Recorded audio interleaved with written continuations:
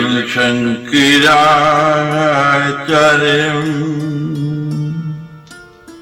ईश्वरं वरदायणम्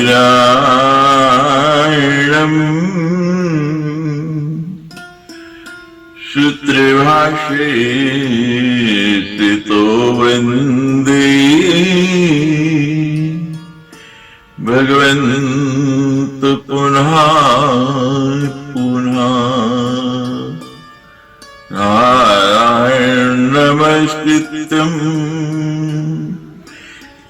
नरं चैव नरोत्तमं देवीं सरस्वतीं व्यासं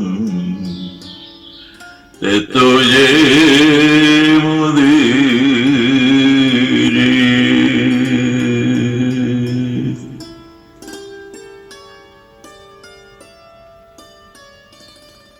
यस्य प्रभावमखिलं निर्वेदधाता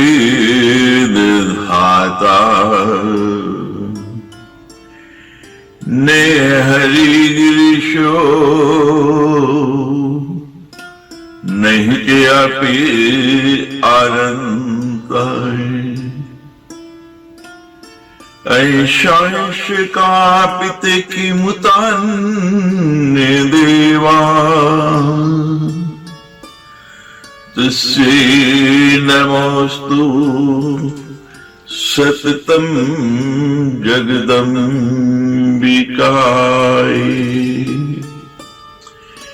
यद्पद पंकजरजै समवाप्य विश्वम् ब्रह्मा सृजति दिनं च बिभर्ति विष्णु रुद्रः सहरति नेतिरथा समर्था तस्यै नमोस्तु सततं जगदम्बिका।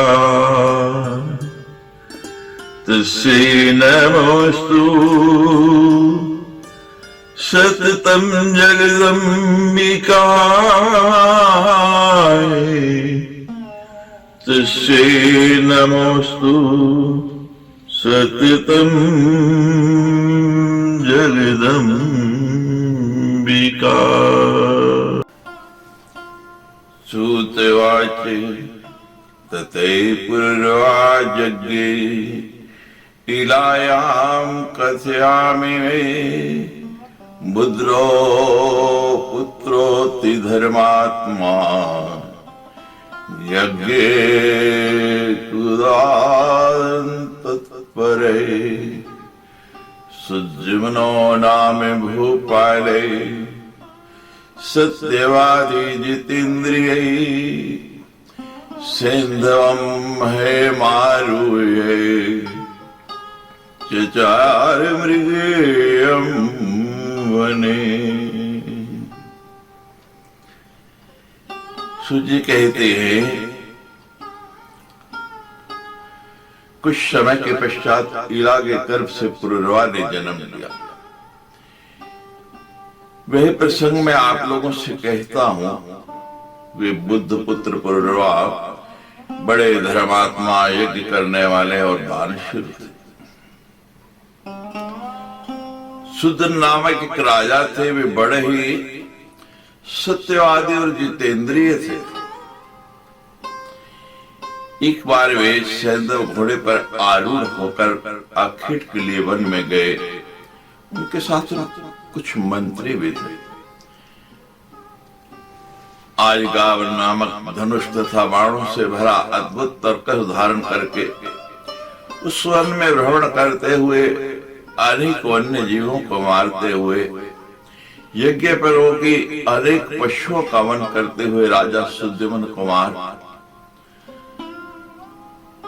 कुमार नाम का जो वन है उसमें प्रविष्ट हुए। वो दिव्य वन सुमेरु पर्वत के निचले भाग में था, जो सुंदर मंदार वृक्षों से सुशोभित था। वहां अशोक वृक्ष की लताएं फैले हुए थे तथा मोलसिरी की सुगंध उसे सुरभित कर रहे थे। वे वन, साल, ताड़ू, तमाल, चंपा, कटहल, आम, कदम और बबूल के पेड़ों से सुशोभित था। जहां तहां माधवी लता मंडप के समान छाई हुई थी। उस वन में अनेक फल, दाड़िम, नारियल तथा केले के वृक्ष भी सुशोभित हो रहे थे। अनेक प्रकार के फूल, जूही, मालती तथा कुंद की पुष्प लताओं से वो वन चारों ओर से घिरा हुआ था और वहां हंस और बतख विचरण कर रहे थे। बांस के पेड़ एक दूसरे से रगड़ खाने के कारण हवा में मधुर ध्वनि कर रहे थे। दृष्ट्वा प्रमदोदो राजा सुद्युम्नैः सेवकैर्हृदये वृक्षान् सुपुष्पितान् वीक्षये कोकिलारावमण्डितान् प्रविष्ट तत्र राजर्षि स्त्री त्वमावक्षणा ततये अशोऽपि वडवा जाताश्च चिन्ताविष्टाश्च भूपति। कोयलों की ध्वनि से मंडित तथा पुष्पों से युक्त वृक्षों को देखकर अनुचरों के साथ वो राजा सुद्युम्न बहुत प्रसन्न हुआ। राजा सुद्युम्न ने वहां प्रवेश किया। उसी क्षण वे स्त्री के रूप में परिणत हो गए। उनका घोड़ा घोड़े के रूप में परिणत हो गया। नौकर चाकर स्त्रियों के रूप में। अभी बड़े व्यथित हुए मन ही बार बार सोचने लगे कि अब मैं क्या करूं, और अपने दुख को देखकर बड़े लज्जित हुए। अब स्त्री भाव से युक्त होकर मैं घर कैसे जाऊं? अब मैं राज्य का संचालन कैसे करूंगा? ऋषिगण बोले, हे लोमहर्षण सूत जी, आपने ये बड़ा ही सुंदर और आश्चर्यजनक बात कही है। देवता के समान तेजस्वी राजा सुद्युम्न स्त्री को कैसे प्राप्त हो गई, इसका क्या कारण है, हमें ये बताइए। उस रमणीय वन में उस राजा ने कौन सा कार्य किया था, ये सूर्य हमें विस्तार पूर्वक बताइए। सूर्य कहने लगे, एकिदागिर्षं दृष्टमिष्यै सनकादया दिशो वितिमिराभासा कुर्वन्तै सामुपागमान् तस्मिन् च समे तत्र शंकर प्रमुदायुतै क्रीडासक्तो महादेवो विवस्वाकामिनी शिवा उत्संगे संसिता भूत रममाणा मनोरिमा तन्विलोक्य अंबिका देवी विवस्वा व्रीडताभिषम् भर्तुरंकात् समुत्थाय वस्त्रमादाय पर्यधात् लज्जाविष्टासिता तत्र विपमानति माननी। सूर्य कहते हैं, एक समय की बात है, सनकादि ऋषिगण अपने तेज से 10 दिशाओं को प्रकाशित करते शंकर जी के दर्शन के लिए कैलाश पर्वत पर गए। उस समय महादेव शिव पार्वती के साथ वहां विहार कर रहे थे और उसी समय वो ऋषि वहां पर बिना कोई सूचना दिए, बिना कोई आवाज किए सीधे पहुंच गए। और शंकर जी के दरबार में जाने के लिए ऋषियों को कोई सूचना देने की आवश्यकता भी नहीं है। उनको देखकर पार्वती अत्यंत लज्जित हो गई। ये अति माननीय पार्वती कांपती हुई लज्जित होकर अलग खड़े हो गए। सनकादि मुनि भी शिव एवं पार्वती को विहार करते देखकर उसी क्षण तत्काल वहां से लौटकर नर नारायण आश्रम में चले गए। भगवान शिव अपनी प्रिय पत्नी को लज्जित देखकर कहने लगे, तुम इस प्रकार लज्जित क्यों हो रही हो? तुम्हारे सुख का उपाय मैं अभी करता हूं। ही वीराने, आज से जो भी पुरुष इस वन में मूल से भी आएगा वो स्त्री हो जाएगा। तो शिव जी ने वन को ऐसा शाप दे दिया, जो लोग इस बात को जानते हैं वे उस दोषपूर्ण वन का पूर्णतः त्याग कर देते हैं। राजा सुमन अज्ञानवश सचिवों के साथ उस वन में चले गए, जिससे वे अपने सचिव आदि सहित स्त्री रूप को प्राप्त हो गए। इसमें शंका का कोई कारण नहीं। चिंताकुल होने के कारण राजा लज्जावश घर नहीं गए और उस वन प्रदेश से बाहर इधर उधर घूमने लगे। ये प्रसंग आप लोग सुन चुके हैं। महात्म के प्रसंग में ये आपने सुना। अब प्रथम स्कंद के 12वें अध्याय में पुनः ये प्रसंग विस्तार से आता है। इलीति नाम संप्राप्तम स्त्रीतिरेव तेन महात्मना विचरम तत्र संप्रातो बुद्धे सोम सुतो युवा। उस स्त्री के रूप को प्राप्त होने के बाद उन सुद्युम्न का नाम ईला पड़ गया। इस प्रकार स्त्री के रूप में घूमते हुए एक दिन चंद्रमा के युवा पुत्र बुध से उनकी भेंट हो गई। उस वन के अंदर वो चंद्रमा पुत्र बुध से मिले। अनेक स्त्रियों के साथ भ्रमण करते हुए उस भावमयी युवती रमणी को देखकर चंद्रमा के पुत्र भगवान बुद्ध भी उस पर मोहित हो गए। वे रमणी भी उन चंद्रपुत्र बुद्ध को देखकर अपना पति बनाने के लिए आकुल हो गई। इस प्रकार उन दोनों के कारण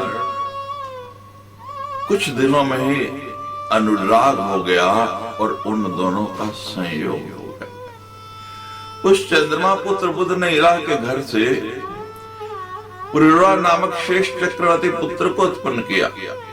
पुत्र को जन्म देकर वह इला वन में ही रहने लगे तथा चिंतांतर होकर एक बार उसे अपने कुलाचार्य मुनिश्रेष्ठ वशिष्ठ जी का स्मरण हो आया।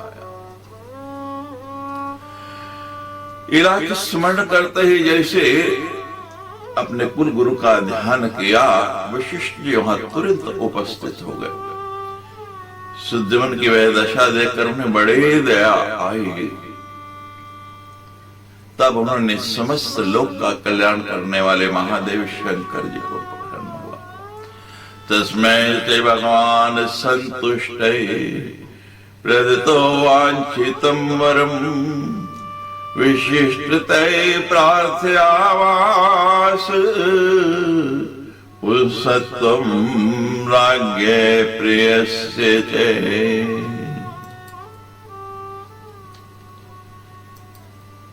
विशिष्ट जी प्रसन्न होकर भगवान शंकर जी ने उनको मनोवांछित वर प्रदान किया। विशिष्ट जी ने पुनः अपने शिष्य सुद्युम्न के पुरुष होने के लिए भगवान शंकर से प्रार्थना की। शंकरस्तु निजाम वाचम अमृता कुर्वाण वाचः मासं पुम्मास्तु भविता मासम स्त्री भूपति किल। शिव जी ने अपना वचन सत्य करते हुए कहा कि हे ऋषि, आज से सुद्युम्न 1 मास के लिए पुरुष और 1 मास के लिए स्त्री रहेंगे। इस प्रकार वरदान पाकर राजा सुद्युम्न पुनः अपने घर आ गए और वे धर्मात्मा वहां वशिष्ठ जी की कृपा से राज्य करने लगे। स्त्रीत्वे तिष्ठति हर्वेषु पुंसत्वे राज्यं प्रशस्ति च प्रजा तस्मिन् उद्विग्ना नाभ्यानंदन महीपति। वे जब स्त्री के रूप में रहे थे तब अंतःपुर में रहते, किसी से मिलते नहीं, किसी को दिखाई नहीं देते, और जब पुरुष रूप में रहते थे तब राज्य करते थे। परंतु इस कारण उनकी प्रजा उनसे उद्विग्न होकर राजा के रूप में उनका अभिनंदन नहीं करते थे। कुछ समय के बाद जब राजकुमार पुरवा युवक हो गए तब महाराज सुजमन उन्हें प्रतिष्ठापन का राज्य सौंपकर वन में चले गए। गत्वा तस्मिन् वने रम्ये नानाद्रुम समाकुले नारदन मंत्रमासाद्य नवाक्षर मनु उत्तमम् जजाप मंत्र मत्यर्थम प्रेम पूरित मानसै परितुष्टा तदा देवी सगुणा तारिणी शिवा। अनेक प्रकार के वृक्षों से सुंदर लगने वाले उस वन में रहते हुए राजा सुजमन ने देवर्षि नारद जी से सर्वोत्तम नवाक्षर मंत्र की दीक्षा ली और अत्यंत श्रद्धा भक्ति के साथ मन लगा करके वे उस मंत्र का जप करने लगे। तदनंतर भक्तों का उद्धार करने वाली जगत जननी भगवती शिवा ने सगुण रूप धारण करके उन्हें प्रत्यक्ष दर्शन दिया। उस समय मरोरम तथा दिव्य स्वरूप वाली भगवती सिंह पर सवार होकर उनके सामने खड़े हो गए। उनके नेत्र मद से परिपूर्ण थे। दृष्टा त्वाम दिव्य रूपाम च प्रेमाकुलित लोचने प्रणम्य शिरसा प्रीत्या तुष्टाव जगदम्बिका। ऐसे दिव्य रूप धारणी श्री दुर्गा देव जी को अपने सामने जब देखा तो श्री से भरे हुए नेत्रों वाली वो इला जो पूर्व में राजा सुदन थी प्रेम पूर्वक सिर निभा करके हाथ जोड़ करके मां भगवती की स्तुति करने लगी। दिव्यम चेते भगवती प्रथितम स्वरूपम दृष्टम मया सकललोक हितानुरूपम वंदे तदी सकलम किल विस्मयो में। हे अम्मा, इस संसार में कौन मनुष्य आपको संपूर्ण रूप से जान सकता है, जबकि मुनि एवं देवगण भी उसे देखकर भी मोहित रहते हैं। हे देवी, आपके संपूर्ण ऐश्वर्य तथा मुझ जैसे अकिंचन पर दया, ये सब देखकर मुझे आश्चर्य हो रहा है, मैं आश्चर्यचकित हूँ। शंभुर हरे कमल जो मधवार विषय विनेश्वहिनी वरुणा पवनश्च सोमे जानन्ति नैव वसोऽपि प्रभावम् मुद्धेत कथम तव गुणानुगुणो मनुष्य। हे मां, हे जगदम्बा, हे आदिशक्ति, जब शिव विष्णु ब्रह्मा इंद्र सूर्य कुबेर अग्नि वरुण वायु चंद्रमा और अष्टवसु भी आपके प्रभाव को नहीं जानते हैं, तब बड़ा गुण रहित मनुष्य आपके गुणों को कैसे जान सकता है। जानाति विष्णुं विदुतिरम्ब साक्षात् त्वं सात्विको मुदधिजां सकलार्थदां च को राजसिंहरि उमां किल तामसीं त्वां वेदाम्बिकेन तु पुनः खलु निर्गुणां त्वां। हे अम्बा, हे जगदम्बा, परम तेजस्वी भगवान विष्णु आपको समुद्र से उत्पन्न सब प्रकार के मनोरथों को सिद्ध करने वाले साक्षात सात्विकी शक्ति रूपा लक्ष्मी के रूप में समझते हैं। ब्रह्मा जी आपको राजसी शक्ति स्वरूपा सरस्वती और शिव जी आपको तामसी शक्ति स्वरूपा महाकाली के रूप में जानते हैं। तथापि हे अम्बिके, वे भी आपकी निर्गुणात्मिका दिव्य शक्ति को भली भांति ठीक से नहीं जानते हैं। काहम समुद्रमतीर प्रति प्रभावे कायम त्वाति निगमो मयि सुप्रसाद जाने भवानि चरितम करुणा समेतम यत् शिवकांश्चे देसी तयि भावयुक्ता। हे भवानी, कहाँ तो अत्यंत बुद्धि में है और कहाँ मुझे ऊपर अमित महिमाशाली तथा अमोघ प्रभाव वाला आपका अनुग्रह है। मैं आपकी कारुणिक चरित्र को जानती हूँ, जो कि आप भक्ति भाव युक्त सेवकों पर सर्वदा सदा ही प्रतिपल दया करती रहती है। वृते त्वया हरिरसोवन जेष्यपि नैवैचारते अपि मुदं मधुसूदनस्ते पादोत्वादि पुरुषै किल पावकीन कृत्वा करोति चैकरेण शुभो पवित्रो।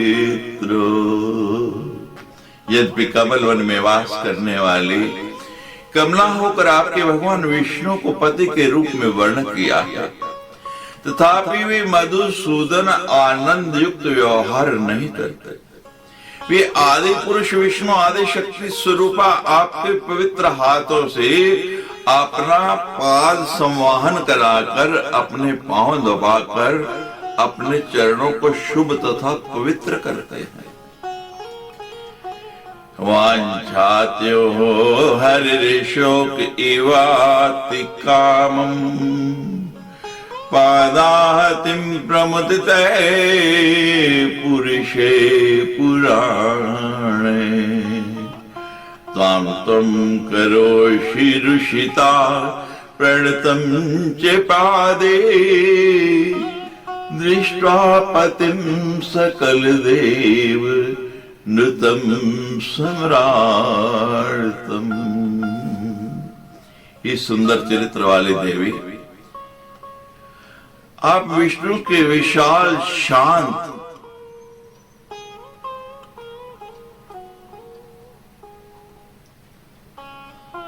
एवं भूषणों से विभूषित वक्षस्थरूपी शैया पर सदा निवास करती हैं। उस समय ऐसा जान पड़ता है मानो सुंदर शाम मेघ में बिजली कौंध रही हो, बिजली चमक रही। तबे जगदीश्वर होते हुए भी क्या आपके वाहन नहीं बन जाते? वक्षे सले वससि देवी सदैव तस्यै पर्यंक वसु सुचरिते विपुलेति शान्ति सुदामिनीव सुगने सुविभूषिते च किं तेने वाहनं सो जगदीश्वरो अपि तम तेजहासि मधुसूदनम् अम्बकोपे निवार्चितोऽपि स भवेत् किल शक्तिहीने प्रत्यक्षमेव पुरुषं च जानास्ति जयन्ति शांतं श्रियोजितं तीव गुणैर्युक्तम्। हे अम्मा, यदि क्रोधित होकर आप उनको त्याग दें तो भगवान विष्णु अपूजित और शक्तिहीन होकर कुछ भी नहीं कर पाएंगे, क्योंकि लोक में देखा गया है कि श्रीहीन गुण रहित एवं उदासीन पुरुष को उसके कुटुंबी जन भी त्याग देते हैं। ब्रह्माद सुर गुणान तुम किम युक्त्यो ये तद पदाम्बुजम महर्निशम श्रयन्ति मन्ने तैव विहिता खलु ते पुमांसे किं वर्णयामि तव शक्तिम् अनंत वीर्ये। क्या ब्रह्मादि देवगण किसी समय युवती के रूप में नहीं थे, जो दिन रात आपके चरण कमलों का ही आश्रय रखते थे? मैं तो मानती हूं कि आपने ही उन्हें पुंसत पुरुष रूप और ये बल दिया है। ये सुंदर स्वरूप और ये शक्तियां आपके द्वारा ही उनको दी हुई है। हे मां, हे जगदम्बा, तम नापुमान न पुमनति ते विकल्पो या काशी देवी सगुणान निर्गुणा ताम त्वाम नमामि सततम किलम भावयुक्तो वाञ्छामि भक्तिमचलाम तय मातरम तो। हे मां, आपने तो स्त्री है और ना ही पुरुष है, ना निर्गुण है और ना ही सगुण है, ऐसी मेरी धारणा है। अतः आप जैसे भी हैं, आपको मैं बार बार प्रणाम करती हूँ। आप माता से यही प्रार्थना करते हो कि हे मां, हे भगवती, हे जगदम्बा, हे जगत जननी, आप में मेरी अचल भक्ति सदा ही बनी रहे। ईला ने बड़ी सुंदर 11 श्लोकों में मां भगवती की अर्चना की। सूर्य कहने लगे, इस प्रकार स्तुति करके राजा सुदुमन उनके शरणागत हुए और भगवती ने भी अत्यंत संतुष्ट होकर के उन्हें अपनी सायुज्य मुक्ति प्रदान की। तब उन देवी की कृपा से सुदुमन ने मुनियों के लिए भी अति दुर्लभ शाश्वत परम पद प्राप्त कर लिया।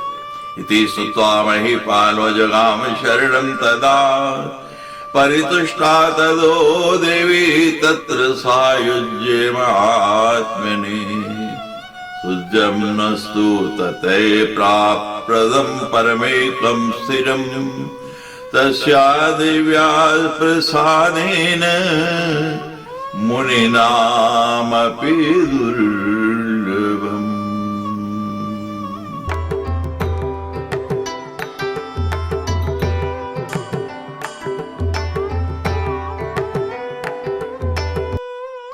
सूत उवाच सुजम्ने तु दिवं याति राज्यं चक्रे पूर्वा सगुणश्चै स्वरूपश्चै प्रजारञ्जन तत्परे प्रतिष्ठाने पुरी रम्ये राज्यं सर्वनमस्कृतम् चकार सर्वधर्मज्ञ प्रजारक्षण तत्पर। सुदमन के दिवंगत हो जाने पर प्रजा मनोरंजन में तत्पर गुणी एवं सुंदर महाराज पुरुरवा राज्य करने लगे। उस समय रमणीय प्रतिष्ठा पूर्व के सर्वधर्मज्ञ तथा राज्य की रक्षा में तत्पर राजा पुरुरवा ने सभी के द्वारा आदरणीय राजा किया। उनकी राज्य मंत्रणा बहुत ही गुप्त रहती थी और उन्हें दूसरे राज्यों की मंत्रणाओं का भली भांति ज्ञान रहता था। किसी भी राजा की सफलता के लिए ये मानदंड है कि उसकी राज्य की कोई सूचना दूसरों को ना पहुंच पाए और उसकी गुप्तचर जो हैं उसे सभी दूसरे राजाओं की गुप्त सूचनाएं ला करके देंगे। विचारों, नीतियों, साम दाम दन धन भेद उनके राजा के वशीभूत होते। विचारों, वर्णों तथा आश्रम के लोगों से अपने अपने धर्मों का आचरण कराते हुए राज्य का शासन कार्य करते थे। वे राजा पुरोरा विपुल दक्षिणा वाले विविध प्रकार के यज्ञ करते रहते थे और दान देते थे। राजा पुरोरा के रूप, गुण, उदारता, शील, ऐश्वर्य और वीरता की प्रशंसा सब सुनी तो ऋषि नाम के अप्सरा उनके वशीभूत हो गए। उन दिनों वो ऋषि देवलोक से ब्रह्मा जी के शाप से इस पृथ्वी पर मनुष्य योनि में आए हुए थे।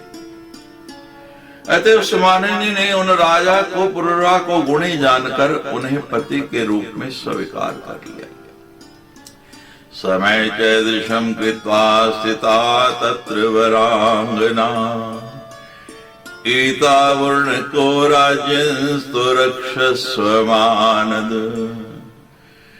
घृतं मे भक्षणं नित्यं नान्यत् किंचन निराक्षणम् नेक्षितं च महाराज नग्नम् अन्यत्र वैथुनात् भाषा बंद त्वयं राजन् यदि भग्नो भविष्यति तदा त्यक्ता गमिष्यामि सत्यमेतद् ब्रवीम्यहम्। उस वीरांगना ने राजा से शर्त रखी कि हे राजन, मेरे ये दोनों भेड़ के बच्चे मैं आपके पास धरोहर के रूप में रखता हूं। हे मानद, आप इनकी रक्षा करें।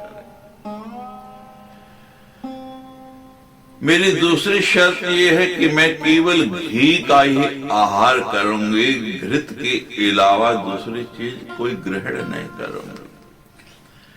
और हे महाराज, मेरी तीसरी शर्त यह है कि सहवास के अतिरिक्त जब हम दोनों आपस में सहवास कर रहे हो, किसी भी दूसरे समय में मैं कभी भी आपको वस्त्रहीन व्यवस्था में यानी नग्न नहीं देखूं।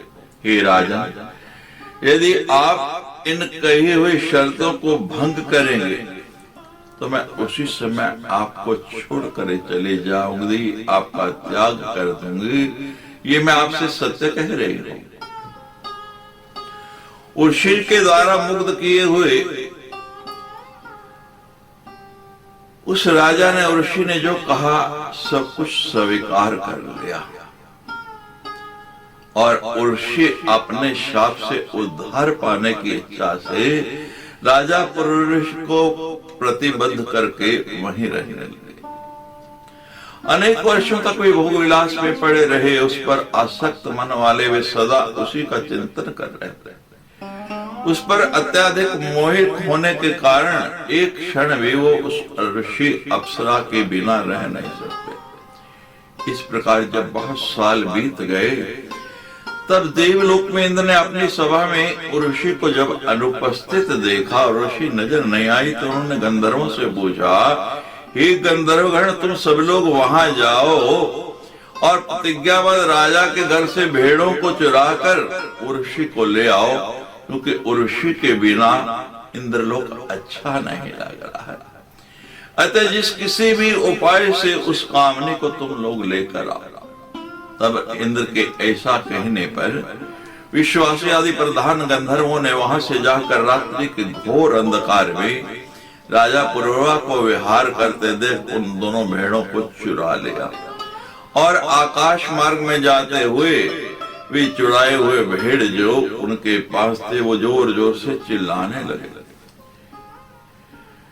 अपने पुत्र के समान पाले हुए जो उन भेड़ों का क्रंदन जब उर्वशी ने सुना तो राजा पुरुरवा से क्रोधित होकर कहा, हे राजन, मैंने आपके सन्मुख जो पहली शर्त रखी थी वो टूट गई।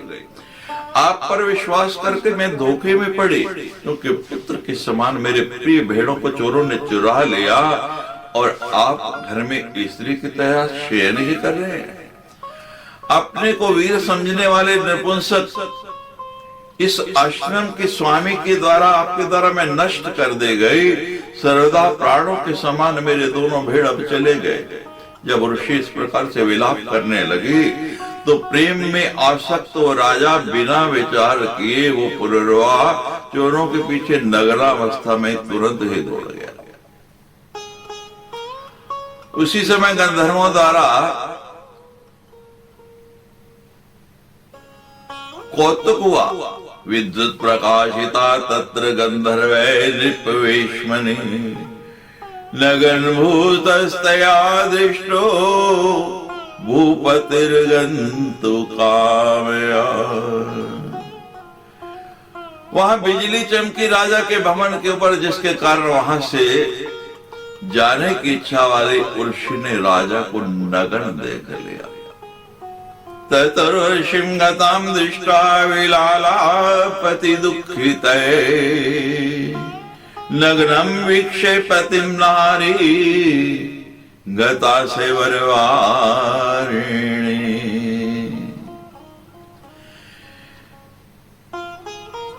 बहुत दुखित होकर वे विलाप करने लगे और लज्जित हुए। पति को नग्न देखकर वो उर्वशी वहां से चली गई। व्याकुल आचार काम से मोहित तथा एकमात्र उर्वशी में आसक्त चित्त वाले वो राजा शोक और क्रंदन करते हुए देश देश में भ्रमण करने लगे। इस प्रकार समस्त भूमंडल पर भ्रमण करते हुए उन्होंने उर्वशी को कुरुक्षेत्र में देखा। उसको देखते ही प्रसन्न मन वाले वो राजा पुरुरवा मधुरवाणी में कहा, हे प्रिय, ठहरो ठहरो। हे कठोर हृदय, मैं अब भी तुम पर आसक्त हूं, मैं तुम्हारे वश में हूं, अतः मुझे निरपराधी पति को तुम छोड़ो मत। हे देवी, जिस शरीर से तुमने मुझसे इतना प्रेम किया था, जिसे तुमने यहाँ तक खींच लिया, वह शरीर आज यही गिर जाएगा। हे सुंदरी, तुम्हारे द्वारा तक इस देह को भेड़िए और कौवे खा जाएगा।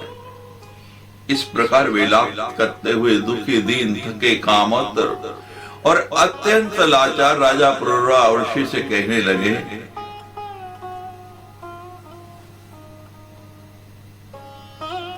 उन राजा से उर्वशी कहने लगे, उर्वशीरुवाच मूर्खोऽसि नृप शार्दूल ज्ञानं कुत्र गतं तव क्वापि सख्यं न च स्त्रीणां ऋक्णार्मिव पार्थिव न विश्वासो हि कर्तव्य स्त्रीषु चोरेषु पार्थिव गृहं गच्छ सुखं मुक्षं मा विषादे मने कृता। ये राजन, आप मूर्ख हैं, आपका ज्ञान कहाँ चला गया है? हे पृथ्वीपते, भेड़ियों के समान स्त्रियों की किससे मित्रता नहीं होती है, अतः राजाओं के चाहिए कि वे स्त्रियों और चोरों पर कभी भी विश्वास नहीं करें। अब आप अपने घर जाइए, सुख भोगिए और मन में किसी भी प्रकार की चिंता न कीजिए। इत्येवं बोधितो राजान वेदाति मोहितै दुःखं च परमं प्राप्तं स्वे वर्णी स्नेहयन्त्रितै।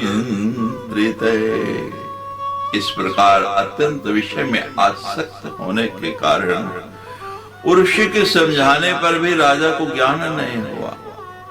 उस स्वेच्छाचारिणी अप्सरा के स्नेह में जकड़े रहने के कारण उन्हें अपार दुख प्राप्त हुआ। सूर्य कहने लगे, इति सर्वं समाख्यातम् उर्वशी चरितं महित वेद विस्तरं चेतत संक्षिप्तात कथिम में सूत जी कहने लगे, हे मुनि जनों,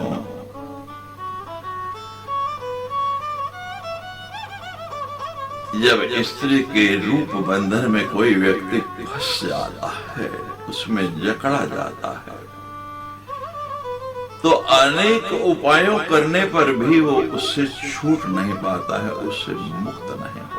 पाता है। ऋषि के महान चित्र का वर्णन मैंने आप लोगों से संक्षेप में कर दिया, जो वेदों में विस्तार रूप से वर्णित है। भगवती की लीलाएं सुंदर हैं, वो कब किसी को मोहित कर दे उसका कुछ भी पता नहीं है। इसलिए सदा उसकी शरणागत रहे, फिर माया आपका कुछ नहीं बिगाड़ पाएगी। बोलो सच्चे दरबार की जय।